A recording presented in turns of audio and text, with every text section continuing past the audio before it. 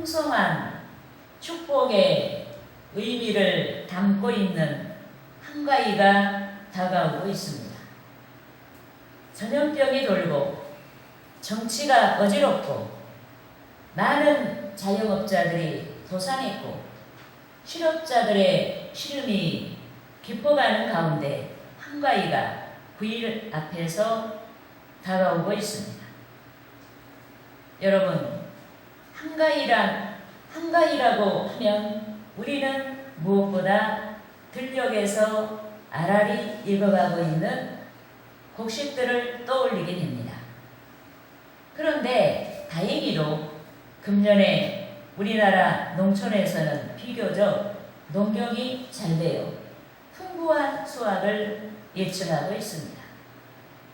특히 고추 농사가 풍년인 것으로 알려지고 있습니다. 여기에 우리는 오늘 주의 날에 그리스도인이 기대할 수 있는 온전한 축복이 무엇인지 곱씹어야 할 때인 줄 믿습니다. 여러분, 축복의 상징 한가위를 맞이한 우리는 분명 이 땅에서 복을 받아야 합니다. 우리의 안일과 영예를 위해서가 아닌 명실공히 하나님의 영광을 구하는 자들로서 마땅히 땅에 속한 복을 받아야 하는 줄 믿습니다. 신령을 겸비하여 사회 각계각층에서 쓰임이 될 수 있는 복을 받아야 합니다.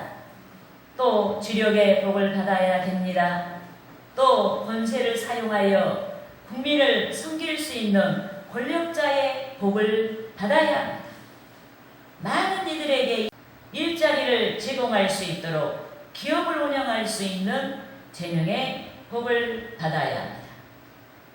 재물을 동원하여서 착한 일에 쓰임이 될 수 있는 물질의 복을 받아야 합니다. 이리하여 우리는 폭넓게 하나님의 복을 증언할 수 있어야 하는 줄 믿습니다. 그런데 땅의 복은 제 아무리 크고 아름답다 해도 온전하지 아니합니다. 이 때문에 우리는 가장 온전한 복을 사모하며 주께 나아가야 하는 줄 믿습니다. 본문에서의 사도 바울같이 가장 온전한 복을 사모하며 주께 나아가야 하는 줄 믿습니다.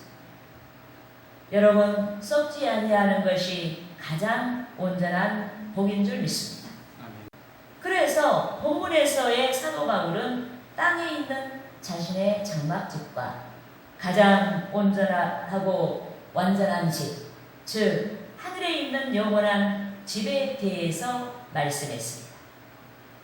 주께로부터 약속받은 가장 이상적인 집을 사모하고 하늘에 있는 영원한 집을 증언한 줄 믿습니다.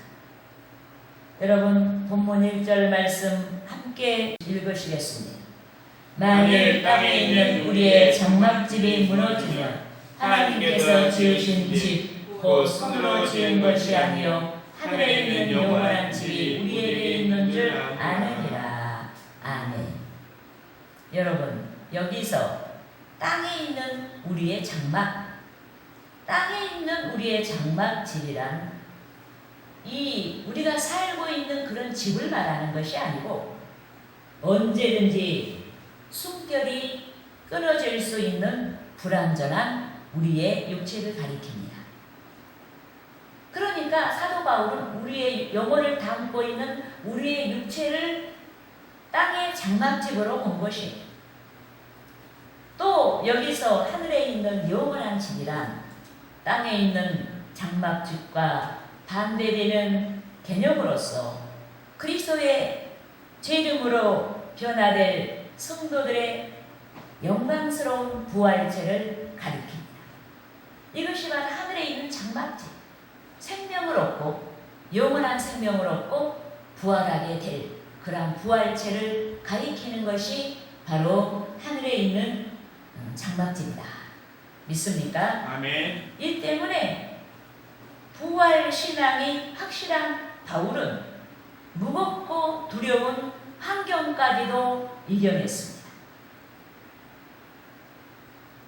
바울이 넘어질 때도 있었지만 아주 넘어지지 아니하고 오뚜기같이 다시 일어나서 담대하게 사명을 감당한 줄 믿습니다.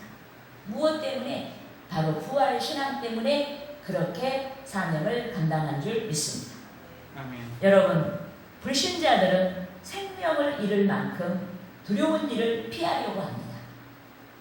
내세를 믿지 아니하고 영원한 천국과 영벌을 믿지 않기 때문에 유일하다고 생각되는 육신의 생명을 지키기 위해서 두려운 일을 피하려고 하는 것입니다. 하지만 바울은 주의 성령의 능력으로 구원을 받은 자였습니다. 성령께서 깨닫게 하시고 믿음을 부어주셨기 때문에 믿는 자의 부활과 하나님의 나라를 믿는 자였습니다. 이 때문에 그는 유한한 육신의 생명을 지키기 위해 핍박이 큰 짐으로 다가온다고 해서 복음 전하는 사명 감당을 유기하지 아니했습니다.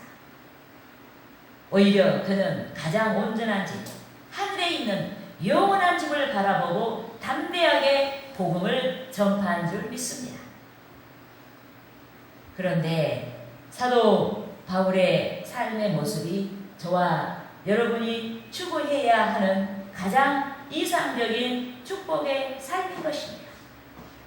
썩지 아니하는 것이요 약속의 삶인 까닭에 가장 이상적인 축복의 삶인 줄 믿습니다.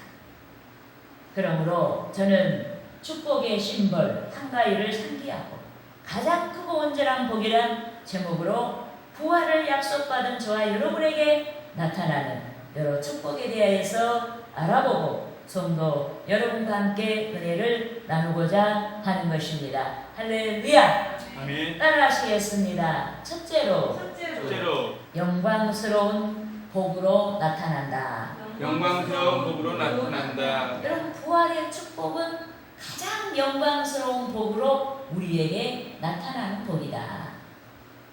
여러분, 온전한 것을 깨달은 자들은 불완전한 것들을 보며 탄식하는 것입니다. 왜 저렇게 온전한 것이 있는데 불완전한 것들을 붙들까 하면서 탄식하는 거예요. 그런데 땅에 속한 모든 것이 불완전합니다. 젊음이 불완전합니다. 건강이 불완전합니다. 지식이 불완전합니다. 우리의 지혜가 불완전합니다. 권세가 불완전합니다. 재력이 불완전합니다. 이념이 불완전합니다. 모든 영화가 불완전합니다.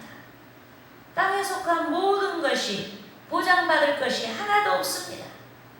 그런즉 가장 온전한 복을 사모하는 바울은 본문에서 땅의 모든 일과 또 어느 시점에서 무너질 수밖에 없는 한시적인 육신을 탄식하며 하늘로부터 오는 초소를 덧입기를 사모했습니다.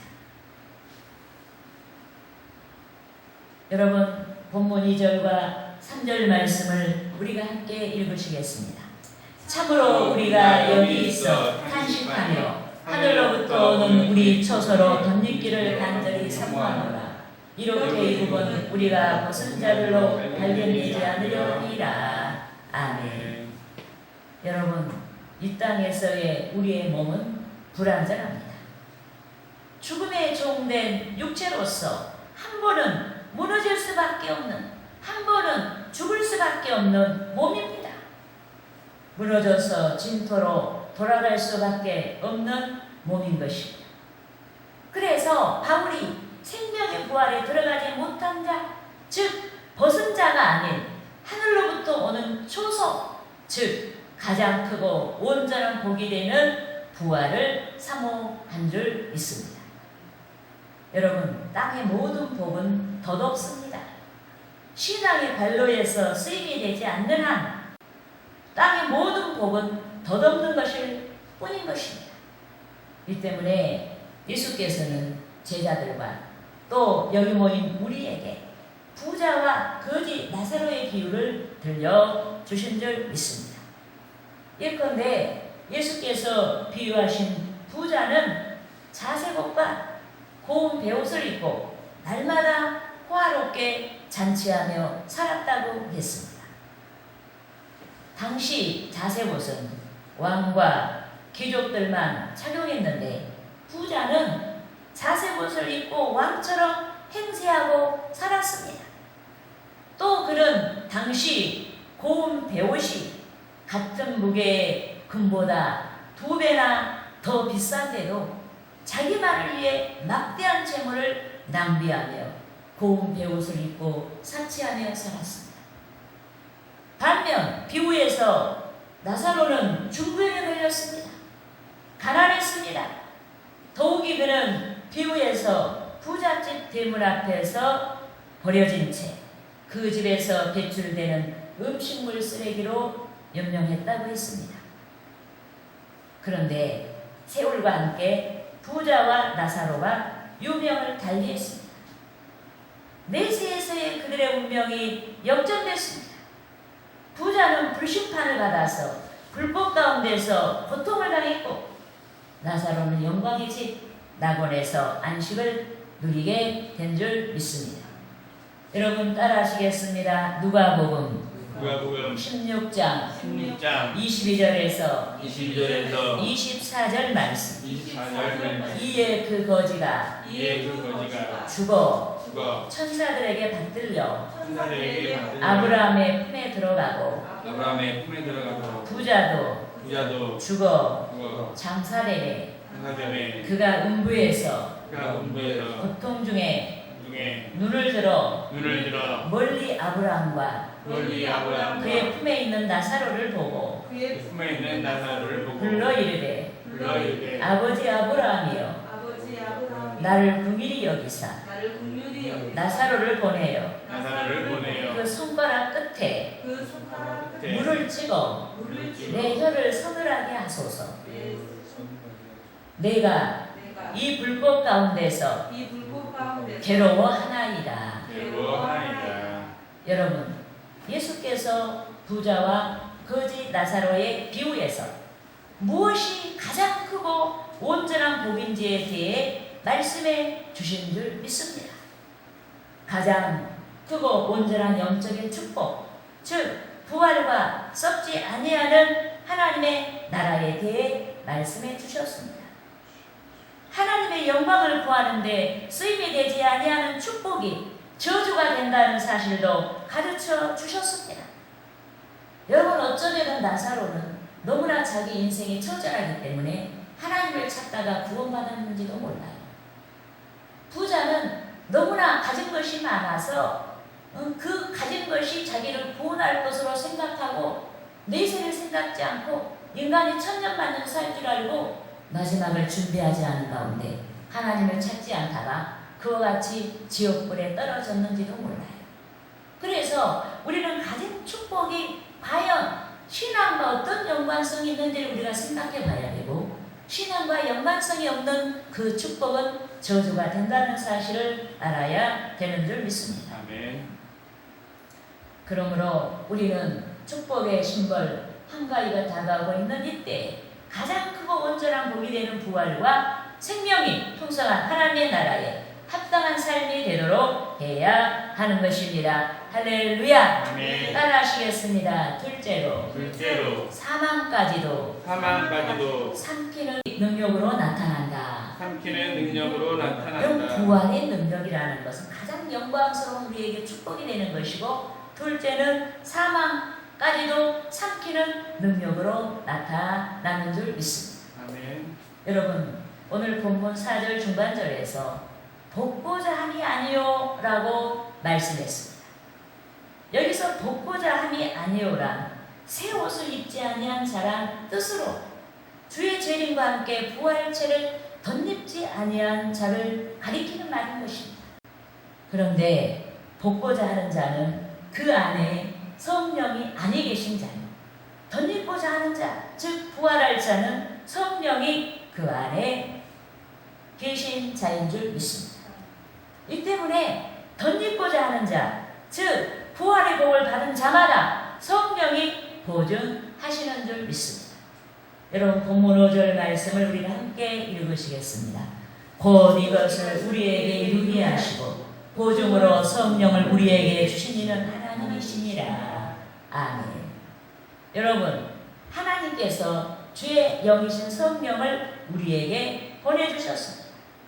그런데 성령이 내주한 자마다 본문 4절 하반절에서와 같이 죽을 것까지도 삼킨 바 되는 생명의 능력이 함께 하는 줄 믿습니다. 예컨대 영원하신 하나님과 동행한 에녹은 죽을 것까지도 삼킨 바 되고 죽지 아니하고 하나님의 능력에 이끌려서 승천했습니다. 따라하시겠습니다. 창세기 5장 24절 말씀. 에녹이 하나님과 동행하더니 하나님이 그를 데려가심으로 세상에 있지 아니하였더라. 여러분, 에녹이 성령이 가르쳐 주신 하나님의 나라를 사모하며 하나님과 동행했습니다. 그가 하나님의 뜻 가운데 순종하다가 죽음을 보지 아니하고 승천한 줄 믿습니다. 또 영원하신 하나님의 나라를 발견한 엘리야가 죽음을 보지 아니하고 승천했습니다. 여러분, 영원한 하나님의 나라를 발견한 엘리야는 일생 동안 하나님의 영광을 구했습니다. 선지자의 사명을 감당하고 우상 숭배하며 믿음을 잃어버린 자기 백성을 깨우기 위해 일생 동안 분투하며 헌신했습니다. 신앙이 없는 그 시대를 깨우기 위해 백성의 회개를 의도하고 3년 6개월 동안 비 내리지 않도록 기도하여서 백성이 하나님을 찾도록 동기를 주었습니다. 또다시 엘리야는 백성을 향해 하나님의 살아계심을 선포하고 이번에는 비 내려주시도록 기도를 드렸습니다. 그런데 하나님께서는 당신의 영광을 구하는 엘리야의 기도를 들어주신 줄 믿습니다. 엘리야가 구한 대로 응답을 주시고 비를 내려주시지 않자 대지를 황폐하게 하셨고 비 내려주셔서 황폐한 대지를 치료하시고 다시 열매를 맺게 하신 줄 믿습니다. 아멘. 그런데 하나님께서는 일생 동안 당신의 영광을 구한 엘리야에게 승천의 은혜를 베풀어 주신 줄 믿습니다. 따라하시겠습니다. 열왕기하 2장 11절 말씀. 11절 말씀. 두 사람이 길을 가며 말하더니 불수레와 불말들이 두 사람을 갈라놓고 엘리야가 해오리 바람으로 하늘로 올라가더라. 여러분, 에녹의 승천과 또 엘리야의 승천은 그리스도인의 부활을 예표하는 것입니다. 이 때문에 성령께서 구원으로 보증하시는 저와 여러분이 에녹과 같이 또 엘리야와 같이 가장 크고 온전한 자의 삶을 위해 구해야 하는 줄 믿습니다. 성령의 일을 이루기에 힘쓰고 애써야 하는 줄 믿습니다. 아멘. 그런데 믿음을 키우는 것이 성령의 일인 줄 믿습니다. 말씀을 줬는 것이 성령의 일인 줄 믿습니다. 사명 감당을 기뻐하고 순종하는 것이 성령의 일인 줄 믿습니다. 아멘. 무엇을 하든지 하나님의 영광을 구하는 것이 성령의 일인 줄 믿습니다. 아멘. 그러므로 사망까지도 삼켜버리는 부활의 생명력을 소유한 저와 여러분이 범사에 하나님께서 나타나셔서 영광을 받으시도록 말씀으로 행해야 하는 것입니다. 할렐루야. 아멘. 따라하시겠습니다. 셋째로 미래적인 삶을 살게 하는 능력으로 나타난다. 여러분, 자연인으로서 우리는 육안으로 포착된 현세 일들을 구합니다. 하지만 그리스도를 믿는 자들은 현세가 아닌 보이지 않는 세계, 즉 영적인 세계를 구하는 것입니다. 그런데 오직 성령께서만이 보이지 아니한 영적인 세계를 통찰하게 하시는 줄 믿습니다. 아멘. 이 때문에 보이지 않는 미래, 즉 하나님의 나라를 구하는 자들은 본문 6절 하반절에서와 같이 성령의 능력으로 육신이 아닌 주와 따로 있는 영적인 상태에서 주의 나라를 발견하게 되는 줄 믿습니다. 우리 육신으로는 절대 주의 나라를 발견 못해요. 주께서 우리의 영으로 따로 하실 때 우리는 영적인 나라를 발견하게 되는 줄 믿습니다. 아멘. 믿음의 일을 발견하게 되는 줄 믿습니다. 아멘. 그러므로 성령이 충만한 자마다 미래적인 삶, 즉 성령의 일을 구하게 되는 줄 믿습니다. 아멘. 따라서 하시겠습니다. 히브리서 히브리서 11장 11장 1절에서 2절 말씀. 1절에서 2절 말씀. 믿음은 바라는 것들의 실상이요 믿음은 바라는 것들의 실상이요 보이지 않는 것들의 증거니 보이지 않는 것들의 증거니 선진들이 이로써 선진들이 이로써 증거를 얻었느니라. 증거를 얻었느니라. 여러분, 히브리서 11장 2절에 기록된 믿음의 선진들은 믿음의 조상들을 가리킵니다. 그런데 믿음의 조상들은 현세에서의 현실이 있음에도 그들은 현실에 입각해서 믿음에 굴하여 살지 아니하고 미래적인 삶을 살았습니다. 육안으로 보이지 않지만은 하나님께서 발견하게 하신 천국을 구하고 하나님의 영광을 구하는 미래적인 삶을 살았습니다. 그들이 하나님께서 발견하게 하신 미래적인 세계관을 소망하고 이루어진다는 확신을 가지고 순종하며 나아갔습니다. 그렇게 하여 노아는 보이지 않는 일에 경광을 받아 하나님을 경외하는 신앙으로 방주를 준비하여서 그의 집을 구원해냈습니다. 또 아브라함은 하나님께서 그의 외아들 이삭을 번제물로 바치라고 할 때 시험에 들거나 믿음이 약하여져서 뒤로 물러가지 아니하고 순종했습니다. 오직 믿음을 좇아 순종한 아브라함이 이삭을 도로 받는 축복을 받았습니다. 그런데 여기 모인 우리는 모두가 보이지 않는 미래적인 삶을 살고 있습니다. 하나님의 나라에서 이루어질 예배를 바라보고 현세에도 예배를 보고 있는 것입니다. 여러분, 우리는 영원한 하나님의 나라를 믿고 그 나라에 합당한 백성이요 주의 자녀같이 현세가 아닌 천국의 법질서를 따르고 있습니다. 하나님의 은혜와 하나님을 즐거워하는 동기에서뿐만 아니라 미래에 이루어질 물질 축복의 약속을 믿고 즐겁게 예물을 바치고 있습니다. 소망한 것들이 이루어질 줄 믿고 주를 의지하여 희생을 아끼지 않고 있습니다. 감사함으로 하나님의 뜻을 좇아 헌신하고 있습니다. 이게 다 미래적인 거예요. 여러분, 우리는 영안이 열린 만큼 현실에서 미래적인 삶을 살 수가 있습니다.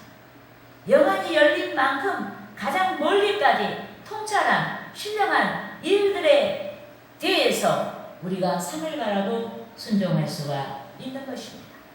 그러므로 주의 성령이 보존하시는 생명력을 가진 저와 여러분이 항상 현실에서 보이지 아니한 미래적인 삶, 천국을 좇을 수 있도록 영안이 열린 삶을 위해 기도해야 하는 것입니다. 할렐루야!